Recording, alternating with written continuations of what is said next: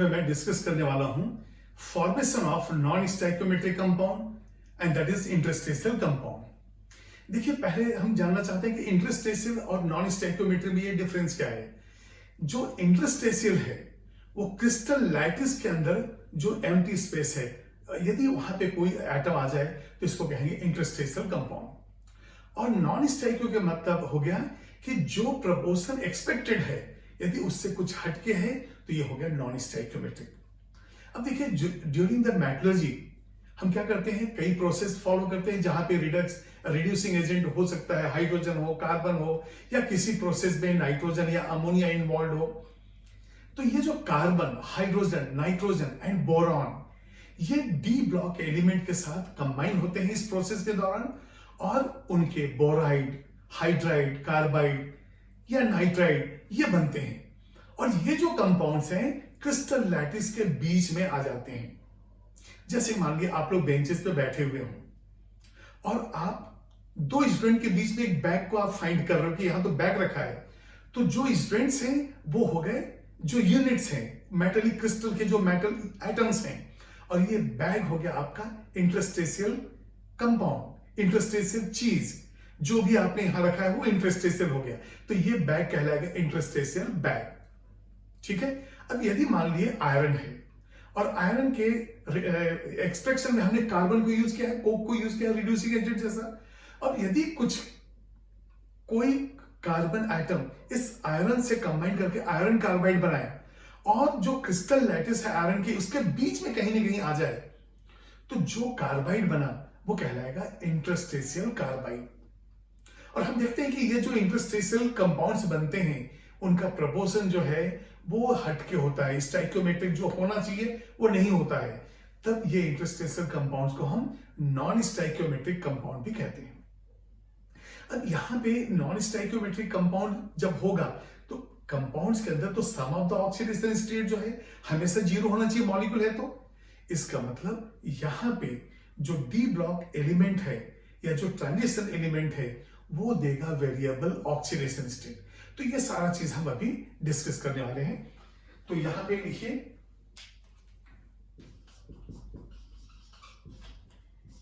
Atoms like boron, hydrogen, carbon, nitrogen form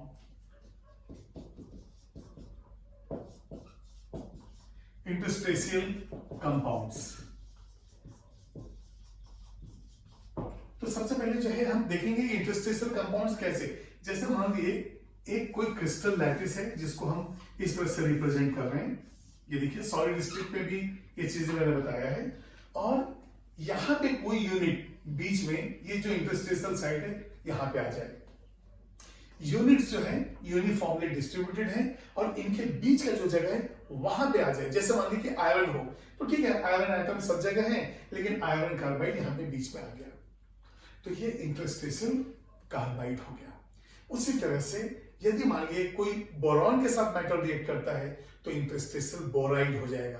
तो हम क्या देख रहे हैं कि जो इंटरस्टेशियल कंपाउंड है यही नॉन स्टोइकोमेट्रिक है। तो अब एग्जांपल हम लेते हैं, जैसे कि मान लीजिए टाइटेनियम कार्बाइड है तो ये इस तरह से हो गया। इसके बाद यदि मान लीजिए टाइटेनियम हाइड्राइड, अब TiH है लेकिन ये होना चाहिए 1.9 किसके लिए, नॉन स्टोइकोमेट्रिक के लिए। इसी तरह से यदि मान लिए हम ले रहे हैं वेनेडियम ऑक्साइड, अब ये देखिए यहां पे या वेनेडियम हाइड्राइड ले लीजिए। यदि मान लिए हमने VH लिया वेनेडियम हाइड्राइड तो स्टोइकोमेट्रिक में तो ये VNH 1:1 हो गया। लेकिन यदि यहां पे 0.56 हो जाए या 0.6, ये कोई फिक्स नहीं है, इसलिए आपको बिल्कुल याद करने की जरूरत नहीं कि 5-6 क्यों आए, दूसरी बुक में 5-7 क्यों है। ये एक नॉन स्टोइकोमेट्रिक, मतलब अब जो है वो हाइड्रोजन जो है 0.56 है और ये 1 पार्ट है। तो इस तरह से जो कंपाउंड्स बनेंगे ये कहलाएंगे नॉन स्टोइकोमेट्रिक कंपाउंड। और ये जो नॉन स्टोइकोमेट्रिक कंपाउंड है ये हार्ड एंड ब्रिटल होते हैं। तो यहां पे दूसरा पॉइंट आएगा, these are hard and brittle. Metallic property तो है ही, तो ये हार्ड एंड ब्रिटल हो गया। अब आपको एक चीज देखना है कि क्रिस्टल्स के अंदर हम लेते हैं टेट्राहाइड्रल एंड ऑक्टाहाइड्रल। तो जनरली क्या होता है, हाइड्रोजन एटम छोटा है इसलिए स्मॉलर टेट्राहाइड्रल में जाएगा, और कार्बन नाइट्रोजन बिगर है तो बिगर ऑक्टाहाइड्रल में जाएगा। तो यहां पे ये पोजीशंस में ले रहा हूं, हाइड्रोजन इन स्मॉलर टेट्राहाइड्रल। ये हो गया टेट्राहाइड्रल। अब यहां पे कार्बन नाइट्रोजन, तो ये एटम बड़े हैं, तो कार्बन नाइट्रोजन जो है ये जाते हैं जो ऑक्टाहाइड्रल है जो बड़ा है, तो ये होगा इन बिगर ऑक्टाहाइड्रल बिगर ऑक्टाहाइड्रल। अब ये देखिए आप, जो टेट्राहाइड्रल की हम बात कर रहे हैं, तो टेट्राहाइड्रल कैसा हो जाता है, ये देखिए यहां पे ये पोजीशन है टेट्राहाइड्रल का। और जब हम ऑक्टाहाइड्रल लेते हैं तो ये स्क्वायर बाइपिरामिडल जैसा होता है, और ये जो है ये पोजीशन हो गया ऑक्टाहाइड्रल का। तो ये टेट्राहाइड्रल हो गया और ये जो है ऑक्टाहाइड्रल। तो जो छोटा आइटम है वो टेट्राहाइड्रल में जाता है, और जो बिगर है वो ऑक्टाहाइड्रल के अंदर जाता है। तो ये जो है आपने देखा कि ट्रांजिशन एलिमेंट्स का। अच्छा, मेटल जो है वो तो गुड कंडक्टर ऑफ इलेक्ट्रिसिटी है, तो यहां पे ये जो इंटरस्टेशियल कंपाउंड या नॉन स्टोइकियोमेट्रिक कंपाउंड है, ये भी गुड कंडक्टर ऑफ इलेक्ट्रिसिटी होते हैं। और नॉन स्टोइकियोमेट्री है, तो यहां पे हम देखेंगे कि ऑक्सीडेशन स्टेट कैसे चेंज होता है। यहां पे देखिए 0.84 O लिख रहा हूं, और Fe 0.94, चलिए इसको थोड़ा चेंज करते हैं 96 O। बिल्कुल आपको ये याद करने की जरूरत नहीं कि 0.84 है या 0.82 है, आप यहाँ पे 0.83 लीजिए तो भी सही है, क्यों, नॉन स्टोइकियोमेट्री, इसमें प्रोपोर्शन जो है कुछ भी हो सकता है। अब यहाँ पे दो मैंने नॉन स्टोइकियोमेट्री लिया। अभी बताइए, यदि कंपाउंड FeO होता, यदि कंपाउंड FeO होता तो हम कहते हैं स्टोइकियोमेट्री है, क्यों, क्योंकि यहाँ पे 0.1 जो प्रोपोर्शन है वो 1:1 है। लेकिन अब जो है ये 1:, अब यहां पे देखिए तो 0.84 हो गया, ये 1 है, लेकिन ये 0.96 है। तो इसको हम क्या लिख सकते हैं, यदि हम इसको 100 से मल्टीप्लाई कर दें तो ये बता रहे हैं कि यदि ऑक्सीजन 100 पार्ट है तो आयरन जो है 84 पार्ट है। उसी तरह से यहां पे 96:100 है, ठीक है। तो अब यहां पे हमें ये देखना है कि वेरिएबल ऑक्सीडेशन स्टेट, जैसा मैंने बताया कि नॉन स्टोइकियोमेट्रिक कंपाउंड ये इसलिए बना क्योंकि यहाँ पे वेरिएबल ऑक्सीडेशन स्टेट है। तो एक एग्जांपल मैं ये ले लेता हूं और आपको बताता हूं कि इसमें +2 और +3 कितना है, क्यों है। अब यहां पे हम एग्जांपल ले रहे हैं Fe 0.84 का। ये 0.84 इसका मतलब क्या हो गया कि 84 आयरन 100 ऑक्सीजन के ऑक्सीडेशन नंबर के बराबर हो जाएगा, तभी तो 0 आएगा। तो यहां पे यदि मैं 0.84 ले लूं या 0.96 ले लूं तो हमें कैलकुलेशन कैसे करना है वो देखते हैं। अब एक एग्जांपल लेते हैं नॉन स्टोइकियोमेट्रिक आयरन के ऑक्साइड का, और इसमें फाइंड आउट करेंगे कि ऑक्सीडेशन स्टेट जो है उसके अनुसार क्या परसेंटेज है अलग अलग ऑक्सीडेशन स्टेट का। अब ये देखिए यहां पे मैं एक कंपाउंड लिया हूं FeO, ये है फेरस ऑक्साइड। अब यहां पे जैसे मैंने एग्जांपल आपको बताया है कि यदि यहां पे Fe 0.84:O एक कंपाउंड हो जाए और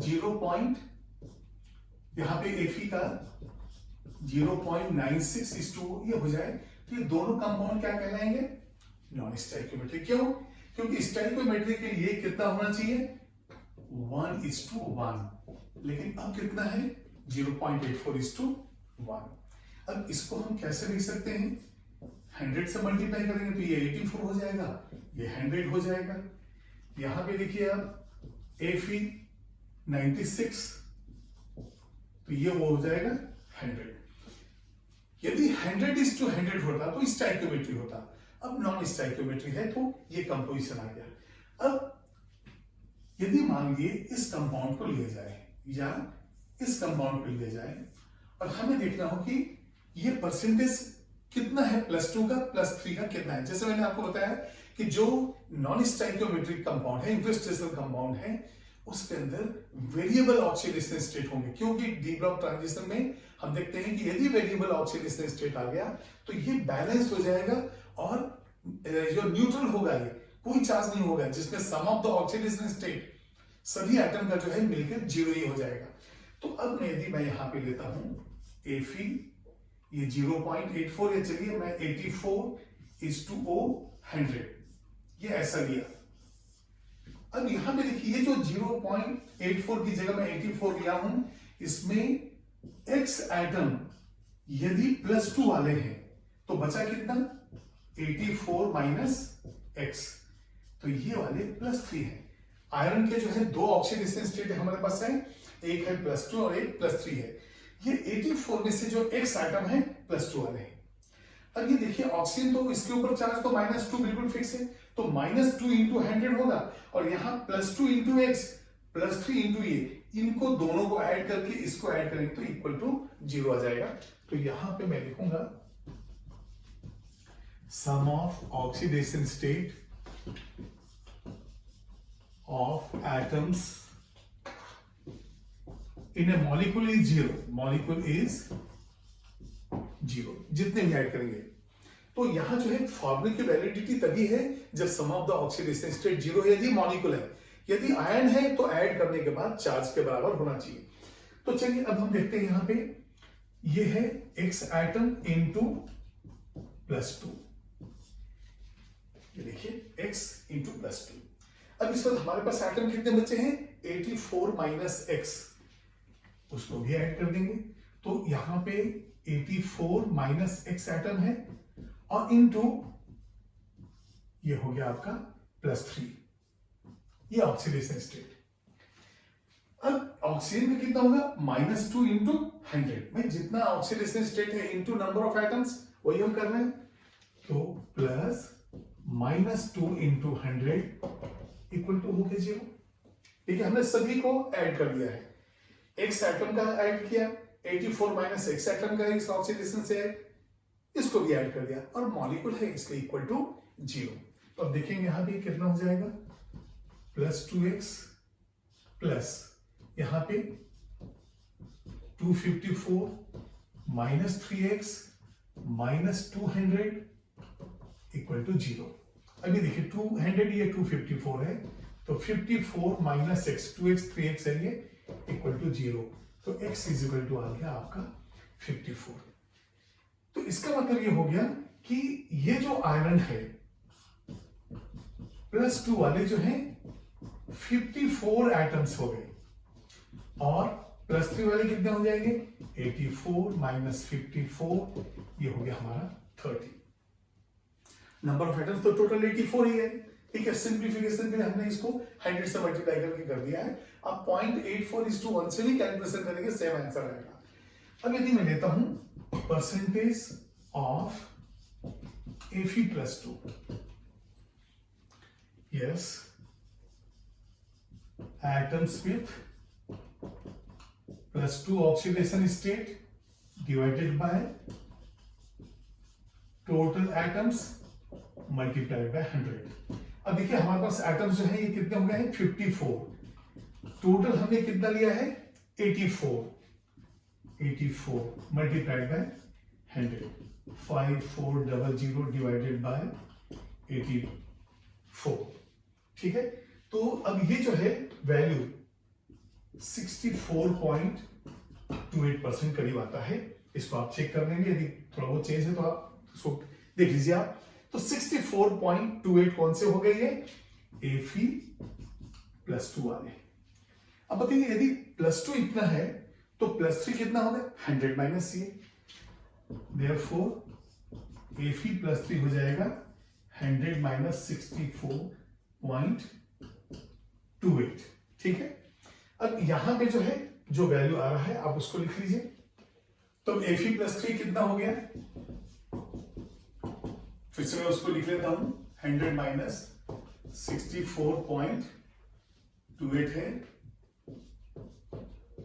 ये हो गया 35.72%। इसका मतलब हो गया हमारे पास जो FeO है उसके अंदर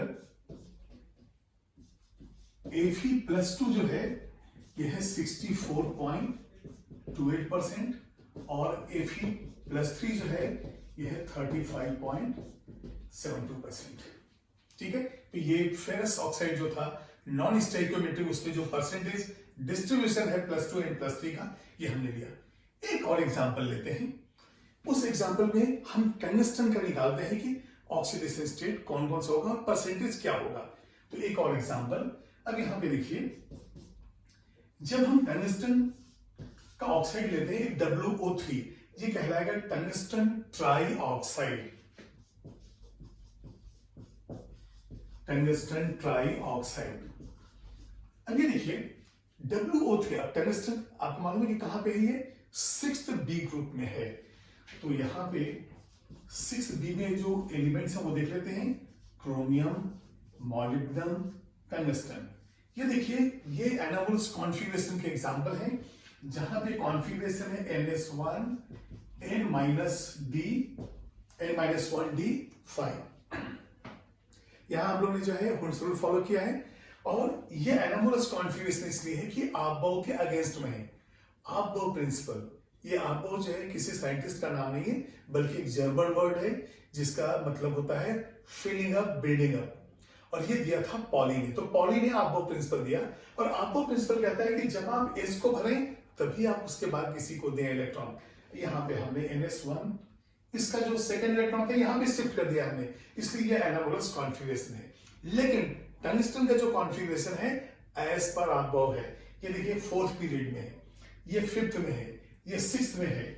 इसका मतलब कॉन्फ़िगरेशन हो जाएगा 6s2, 5d4 और ऑफ कोर्स 4f14 तो होना ही है, क्योंकि 6th पीरियड के अंदर लैंथेनाइड्स ऑलरेडी आ चुका है। अब ये जो टंगस्टन है इसके डिफरेंट ऑक्सीडेशन स्टेट्स हैं। तो अब हम देखेंगे कि W के +3, +4, +5, +6 ये ऑक्सीडेशन स्टेट्स हैं। अब यहां पे देखिए आप, ग्रुप नंबर क्या है, 6th B, group number 6th B, या फिर IUPAC में 6 ग्रुप। और यदि ग्रुप नंबर 6 है तो हाईएस्ट ऑक्सीडेशन स्टेट कहां तक जा सकता है, 6 तक जा सकता है। अब यहां पे हम देखेंगे कि ये जो WO3 है, जब ये नॉन स्टोइकियोमेट्री बनाता है तो यहां पे देखिए WO, ये WO, ये जो 3 है ये 2.88 हो गया, 2.94, ये कोई एग्जांपल हमने लिया। आप 2.84 से 2.82 उससे भी कैलकुलेट कर सकते हैं, नॉन स्टोइकियोमेट्री है। हमारा आइडिया है कि इसमें आपको मालूम करना है कि टंगस्टन के ऑक्सीडेशन स्टेट क्या क्या है। तो यहां कंडीशन है, if +3 and +6 are the oxidation state, then find percentage of W+3 and W+6। ये हमारा क्वेश्चन हो गया। ठीक है, ये टंगस्टन का कॉन्फ़िगरेशन, उसके कॉमन ऑक्सीडेशन स्टेट। लेकिन इसमें मैंने कंडीशन डाली है कि यदि 3 and 6 +3 and +6 ही है तो वहां पे आप कैलकुलेट कीजिए। चलिए अब लेते हैं हम लोग WO 2.88। अब इसको हम क्या लिख सकते हैं, W100 O 288। और ट्रांजिशन एलिमेंट टंगस्टन है, W है, इसके ही वेरिएबल ऑक्सीडेशन स्टेट की वजह से यहां पे मैंने ले लिया एक +3 का एग्जांपल, और एक कुछ एटम्स जो है +6 वाले हैं। अब यदि मान लीजिए यहां पे X एटम्स +3 वाले हैं, तो 100 में से X यहां हमने ले लिया है, तो यहां पे कितना हो जाएगा, 100 - X। तो ये X वाले +3 हैं, और इतने एटम्स जो हैं +6 वाले हैं, और ऑक्सीजन आपको मालूम है कि उसके ऊपर -2 चार्ज होता ही है, और सम ऑफ द ऑक्सीडेशन स्टेट है वो होगा 0। तो यहां पे भी हम लिखेंगे sum of oxidation state of atoms equal to 0। तो ये बताइए +3 वाले कितने एटम्स हैं, X। तो यहां पे लिखेंगे +3 oxidation state into X atom plus, अब ये देखिए +6 वाले कितने हैं, ये हैं 100 - X एटम्स। अब ये W का हमने दोनों ले लिया, अब ऑक्सीजन बचा है तो इसके कितने हैं, -2, लेकिन इसमें कितने हैं 288 एटम्स, -2 इंटू 288 इक्वल टू 0 हो गया।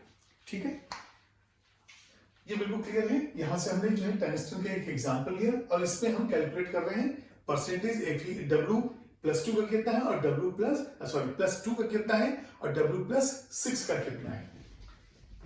अब इस कैलकुलेशन में जो है देखते हैं, अब देखिए ये वैल्यू कितना हो जाएगा, ये है +3x, उसके बाद 6 × 100 600 माइनस 6x और वहां पे जो है -2 × 288 जो है ये, तो ये हो जाएगा 576 इक्वल टू 0। ये देखिए 3x पॉजिटिव माइनस, ये कितना हो जाएगा -3x और ये जो है प्लस यहां पे हो गया 24 इक्वल टू 0। ये देखिए 3x is equal to 24, x का वैल्यू आया 8। इसका मतलब ये जो +3 वाला टंगस्टन है वो होगा 8%। Therefore टंगस्टन +3 इक्वल टू, क्योंकि इसके लिए हमने x लिया और ये ऑलरेडी 100 है, तो ये कितना हो जाएगा, ये 8%। तो इसका मतलब W +6 कितना हो जाएगा, 100 - 8 92%।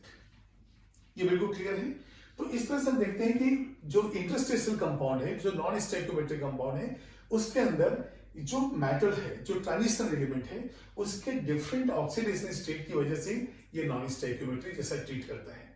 अब एक चीज और है, जब इंटरस्टेशियल कंपाउंड या नॉन स्टोइकियोमेट्रिक कंपाउंड बनता है तो इसका लैटिस जो है एक्सपैंड होता है। अब बीच में कोई आ गया तो एक्सपैंड होना ही है ना, तो यहां पे जब लैटिस एक्सपैंड हुआ तो डेंसिटी जो मास डिवाइडेड बाय वॉल्यूम है, वॉल्यूम इंक्रीज होने की वजह से डेंसिटी डिक्रीज हो जाता है। तो अब मैं यहां पे जो है प्रॉपर्टीज लिखता हूं जो नॉन स्टोइकियोमेट्रिक कंपाउंड्स के हैं, इसको आप नोट कीजिएगा। अब देखिए कुछ प्रॉपर्टीज जो है इंटरस्टेशियल कंपाउंड्स के, वो मैं डिस्कस कर रहा हूं। ये जो कंपाउंड्स है ना ही 100% आयनिक है और ना ही 100% कोवेलेंट है। इसलिए पहला पॉइंट है, these are neither typical ionic nor covalent in nature. अब यहां पे जो है दोनों ही कैरेक्टर इसके अंदर है। सेकंड है, दीज हैव मेटेलिक नेचर। अब मेटल है, उसके अंदर कुछ इंटरस्टेशियल साइट में चले गए कंपाउंड, इसका मेटेलिक कैरेक्टर चेंज नहीं हुआ, अभी भी ये हार्ड ब्रिटल जो इसका नेचर है वो वैसे ही है।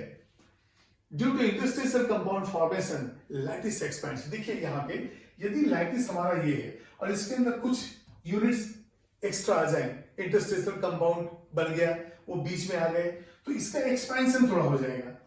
तो क्रिस्टल का जब एक्सपेंशन, देखिए ये एक्सपेंशन जो है नेग्लिजिबल है, ऑलमोस्ट हम कहेंगे कि कोई चेंज नहीं, लेकिन थोड़ा तो चेंज है। तो मैथमेटिकली यदि हम देखते हैं density mass divided by volume, ठीक है थोड़ा सा ही वॉल्यूम चेंज हुआ, लेकिन डेंसिटी तो थोड़ा डिक्रीज होगा ही।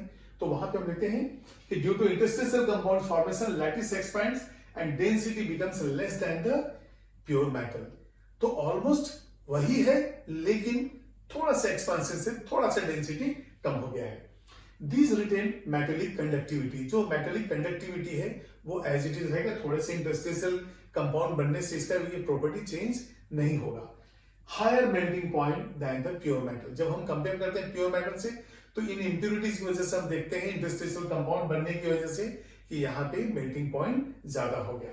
और कुछ जो इंटरस्टेशियल कंपाउंड्स बनते हैं वो इतने हार्ड हैं कि उनका कंपैरिजन हम डायमंड से भी करते हैं। तो कुछ बोराइड्स, कुछ कार्बाइड्स, वो जो है टंगस्टन कार्बाइड जैसे हो गया, तो बहुत ही हार्ड है और डायमंड के जैसा ये जो है हार्ड हो जाते हैं। तो ये प्रॉपर्टीज थे इंटरस्टेशियल कंपाउंड्स की। ठीक है, please note down this one. चलिए अब हम क्वेश्चंस को डिस्कस करते हैं। मैंने 6 क्वेश्चंस यहां पे लिए हैं जो इंटरस्टेशियल कंपाउंड या नॉन स्टोइकियोमेट्रिक कंपाउंड से रिलेटेड हैं। तो सबसे पहले आप वीडियो को पॉज कीजिए और ये सारे क्वेश्चंस को आप नोट कीजिए। यहां पे देखिए 1 2 3 4 क्वेश्चंस जो हैं ये तो इजीली आ जाएंगे, लेकिन ये 5th एंड 6th में कैलकुलेशन है, थोड़ा सा टाइम लगेगा। तो कोई बात नहीं, आप सॉल्व करने के बाद फिर वीडियो प्ले कीजिए और देखिए कि इनके आंसर्स क्या है। तो मैं आपको फ्यू सेकंड्स दे रहा हूं, आप इसको नोट कीजिए और उसके बाद फिर आप वीडियो प्ले करेंगे। यस, अब आइए फर्स्ट क्वेश्चन पे। The property which is not characteristics of transition metals, आपको मालूम है ट्रांजिशन मेटल में variable oxidation state, coloured salt formation, alloys formation, interstitial compound formation, non stoichiometry, paramagnetic property, ये सारे के प्रॉपर्टी जो हैं ये ट्रांजिशन एलिमेंट्स के हैं। तो हमें ढूंढना है कि कौन सा ऐसा है जो उसका प्रॉपर्टी नहीं है लेकिन हमारे ऑप्शन में दिया हुआ है। पहला देखते हैं variable oxidation state. Yes, very much, it is correct. मतलब ये जो है स्टेटमेंट बिल्कुल करेक्ट है, हमें तो ढूंढना है कौन सा रॉन्ग है एक तरह से। तो यहां पे आप याद कीजिए, आयरन के केस में +2 +3, क्रोमियम के केस में +3 +6, ये वेरिएबल ऑक्सीडेशन स्टेट्स थे। टेंडेंसी टू फॉर्म कॉम्प्लेक्सेस, हम लोगों ने देखा है पोटेशियम फेरोसाइनाइड, पोटेशियम फेरिसाइनाइड, KMnO4, ये सारे के सारे कॉम्प्लेक्स, तो कॉम्प्लेक्स फॉर्मेशन, यस, ये भी प्रॉपर्टी है। Tendency to form interstitial compound, इसका ही तो वीडियो है। तो आगे बढ़े, चलिए। दे आर यूजुअली डायमैग्नेटिक, ये गड़बड़ है क्योंकि आपको मालूम है अनपेयर्ड इलेक्ट्रॉन की वजह से जो ट्रांजिशन एलिमेंट्स होते हैं पैरामैग्नेटिक, तो ये डायमैग्नेटिक जो है इसकी वजह से this is not the characteristic of transition elements. और यहां पे पूछा है which is not the characteristic, तो हमारा आंसर आ गया डी। तो फर्स्ट का आंसर हो गया डी। बिल्कुल क्लियर है। चलिए अब सेकंड क्वेश्चन देखते हैं। The metal that forms interstitial nitride. अब ये बताइए, मैंने आपको बताया है कि बोरॉन, हाइड्रोजन, कार्बन, नाइट्रोजन, ये सब इंटरस्टेशियल कंपाउंड किसके साथ बनाते हैं? ट्रांजिशन एलिमेंट्स के साथ। तो हमें देखना है कि हमारे ऑप्शन में कौन सा ट्रांजिशन है।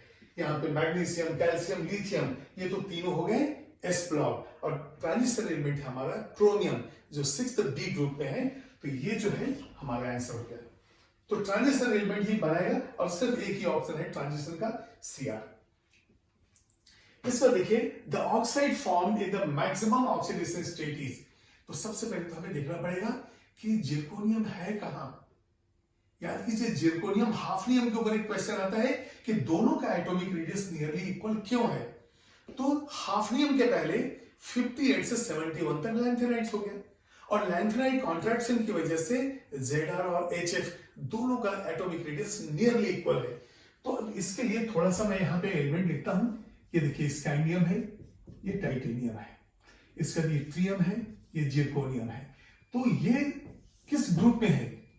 ये हमारा 4th बी या 4th ग्रुप में है। और जब जिरकोनियम 4th ग्रुप में है तो आप याद रखिए वैलेंसी इसकी कितनी होगी? मैक्सिमम 2। यदि मैक्सिमम वैलेंसी, सॉरी, इसकी मैक्सिमम वैलेंसी होगी 4। अब यदि 4 है तो ऑक्सीजन के 2 वैलेंसी है, तो अब क्या होगा? Zr2O4, तो ये हो गया Zr O2। तो इसका मतलब x का वैल्यू कितना हो जाएगा? 2। ये बिल्कुल क्लियर है। तो जिरकोनियम का +2 है, +4 ऑक्सीडेशन स्टेट, तो हाईएस्ट हो गया +4, तब यहां पे कंपाउंड हो जाएगा Zr O2। हमारा आंसर हो गया 2। Next, which is not an interstitial compound. अब देखिए, इंटरस्टेशियल कंपाउंड में क्या होता है, जो ऑक्सीडेशन स्टेट कम होता है वो इलेक्ट्रॉन लूज करके हायर ऑक्सीडेशन स्टेट में जाता है। तो यहां पे PiH, अब PiH यहां पे एक्चुअली जो है टाइटेनियम कहां पे है? 4th ग्रुप में है। तो टाइटेनियम का वैलेंसी जो है 2 और 4। यदि 2 होता तो TiH2 फॉर्मूला होता, लेकिन हम देखते हैं कि TiH2 न होकर TiH1.7 एक कंपाउंड बनता है। इसका मतलब टाइटेनियम तो बनाता है इंटरस्टेशियल कंपाउंड। क्यों? ये +2 में है, तो ये +4 में कन्वर्ट होगा, तो इसका वैल्यू चेंज हो जाएगा कंपोजिशन। अब यहां पे देखिए Fe2O3 में ऑलरेडी +3 है, अब +3 से +4 होने से रहा, इसका मतलब ये जो है नॉट एन इंटरस्टेशियल कंपाउंड आ गया। इसी तरह से MnNW कर दिया। जब लोअर ऑक्सीडेशन स्टेट होगा तो इलेक्ट्रॉन लूज करेगा, और हायर ऑक्सीडेशन स्टेट की वजह से इसका जो है नंबर कम हो जाता है, इंटरस्टेशियल कंपाउंड हो जाता है। तो हमारे पास आंसर जो है बी है। Mn का आपको मालूम है कि हाईएस्ट ऑक्सीडेशन स्टेट कितना होता है? +7 होता है। तो यहां पे ये +6 × 2 12 है, क्योंकि ये -4 × 3 है, तो ये +6 से +7 हो जाएगा। ठीक है। तो उसी तरह से जो है टंगस्टन के केस में भी जो है आप देख रहे हैं कि वैलेंसी जो है टंगस्टन का ऑक्सीडेशन स्टेट +6 तक जाता है। ठीक है। तो +3, 4, 5, 6 जो हमने एग्जाम्पल में लिया है, तो इसकी वजह से ये भी जो है इंटरस्टेशियल बनाएगा। ये हाईएस्ट है इसलिए नहीं बनाएगा। अब मैं आ रहा हूं 5th और 6th पे। आपने सॉल्व तो किया है ना। अब हम 5th और 6th को देखते हैं। तो मैं ऐसा करता हूं, इसको रब करता हूं और यहां पे मैं इसको छोड़ देता हूं, बाकी सब हम सॉल्व करेंगे। ठीक है, इसको नोट कीजिए। यस, अब हम लेते हैं क्वेश्चन नंबर 5। इसके आंसर लेने के लिए सबसे पहले ये देखिए 0.93 है और ये O है, ये 1 है। ये मालूम है कि ये FeO का नॉन स्टोइकोमेट्रिक कंपाउंड है, होना चाहिए था FeO, लेकिन यहाँ पे ये नॉन स्टोइकोमेट्रिक हो गया। मतलब Fe ने Fe+2 ने एक और इलेक्ट्रॉन लूज किया और वहां पे बनाया Fe+3। इसका मतलब इस आयरन में जो 0.93 है, इसमें से यदि X+2 वाले हैं एंड 0.93 - X एटम्स जो बचे, यदि ये +3 वाले हैं, तो आपको मालूम है कि ऑक्सीजन तो -2 ही है। और यहां पे फिर वही लिखेंगे, sum of the oxidation state equal to 0। अब ये sum of the oxidation state of atoms ऐसा लिख दीजिए इक्वल टू 0। तो ये बताइए X एटम है +2 है, तो oxidation state +2 multiplied by X। इसके बाद हम ऐड करेंगे इस एटम का, यहां पे +3 ऑक्सीडेशन स्टेट है, लेकिन मल्टीप्लाई कितने से करना पड़ेगा, 0.93 - X एटम्स है। इसके बाद ऑक्सीजन को भी, तो आयरन भी दोनों ऐड कर लिए, ऑक्सीजन में कितना है -2, तो ये हो जाएगा +-2 इक्वल टू ये हो गया 0। ठीक है, अब यहां पे देखिए आप, ये हो गया +2x प्लस ये 2.79 - 3x -2, ये हो गया 0। तो ये 2x ये 2 and 2.79, तो ये क्या हो जाएगा 0.79 - X इक्वल टू 0। तो X का वैल्यू आ गया 0.79। अब X जो रिलेटेड है वो किससे रिलेटेड है, Fe+2। ये किससे रिलेटेड है, Fe+3 से। तो यहां पे हम लिखेंगे Fe+2 इक्वल टू X, इसलिए 0.79। और यदि हम Fe+3 लेंगे तो हमारे पास ऑलरेडी 0.93 है, तो हो जाएगा 0.93 - X। तो यहां पे हम लिखेंगे 0.93 माइनस X का वैल्यू कितना है 0.79, ये हो गया 0.14। इसका मतलब ये इतना 0.14। अब हमें इसका परसेंटेज निकालना है, परसेंटेज ऑफ Fe+3। अभी बताइए अभी कितना है ये 0.14, टोटल कितना है 0.93 मल्टीप्लाइड बाय 100, तो ये 1400 डिवाइडेड बाय 93, ये अप्रोक्सीमेट जो है 15% आता है। इसको आप चेक कर लीजिए 15 पॉइंट समथिंग। तो ये जो आपका आंसर हो गया 5th का। बिल्कुल क्लियर है ये, नोट कीजिए इसको और उसके बाद फिर रेडी हो जाइए नेक्स्ट क्वेश्चन के लिए। नेक्स्ट क्वेश्चन भी कुछ इसी तरह से है, यहाँ पे n 0.98 है और यहाँ पे +2 and +3 है। ठीक है, इसको भी देखते हैं। n 0.8, तो 0.98 इसको मैं नोट कर देता हूं, मैं इसको रब कर रहा हूं 0.98। हमारे ऑप्शंस में छोड़ दे रहा हूं, ऑप्शन छोड़ के 0.98 से हमें कैलकुलेट करना है।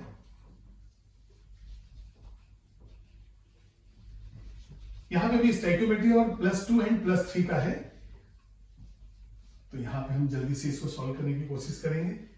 यहां पे देखिए 6th क्वेश्चन है, n 0.98 हो गया है, पहले में 0.93 था, यहाँ पे 0.98 है और यहाँ पे 2 है, ये x, फिर 0.98 माइनस x, तो यहां से हमें मिलेगा +3, ये हो जाएगा m+3 और यहां से हो जाएगा m+2, क्योंकि +2 m+3 दिया हुआ है। अब हम क्या करेंगे, ये 2 और ये x, ये देखिए +2 इंटू x, तो ये +2 oxidation state multiplied by x plus ये +3 मल्टीप्लाइड बाय 0.98 माइनस x। अब ये देखिए आप 0.98:1 भी ले सकते हैं आप, और इसको 98:100 भी करके कर सकते हैं, आपका आंसर सेम रहेगा। अभी बताइए इसका ऑक्सीडेशन स्टेट इसका जोड़ दिया, अब इसका भी तो लेना पड़ेगा ना, ये कितना है -2 और एटम तो एक ही है, ये जो है पहले हम प्लस लिखेंगे और यहां पे -2 लिखेंगे ताकि कोई कंफ्यूजन ना हो। ये -2 × 1 ऐसा इक्वल टू 0। अब क्या हो गया, ये हो जाएगा 2x प्लस 2.8, सॉरी 3 8 24, ऐसा करके हो गया। ये देखिए यहां पे, इसके बाद यहां पे हो जाएगा -3x - 2 equal to 0।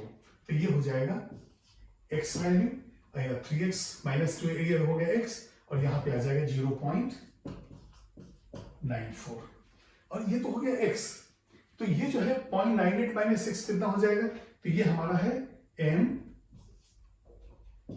+ 2 equal to, तो m + 3 कितना हो जाएगा 0.98 - 0.94, और ये हो गया 0.04।